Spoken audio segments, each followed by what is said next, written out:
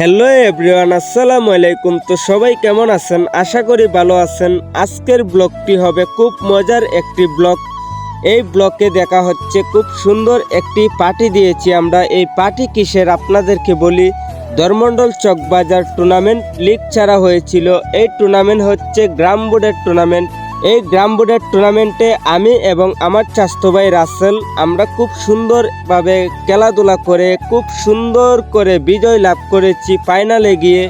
এই টুর্নামেন্টের টাকা দিয়ে আমরা সবাই মিলে খুব সুন্দর একটা পার্টি দিয়েছি।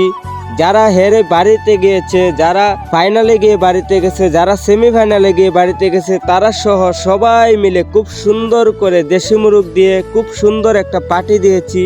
তো এই পার্টিতে শ্রম দিয়েছে আমাদের কাউসার ভাই বাবুর্চি। তো বাবুর্চির সাথে হেল্পার আমাদের রাসেল খুব কষ্ট করতেছে। তো তাদের সাথে আমি একটু হেল্প করলাম, মুরগিটা খুব সুন্দর করে ধুয়ে দিলাম। তারা যে পাকটা করেছে, রান্না খুব মজার হয়েছে। আমরা সবাই মিলে খুব চিল করেছি, খুব মজা করেছি, খুব আনন্দ করেছি। তো এটাই হচ্ছে আমাদের ব্লগ।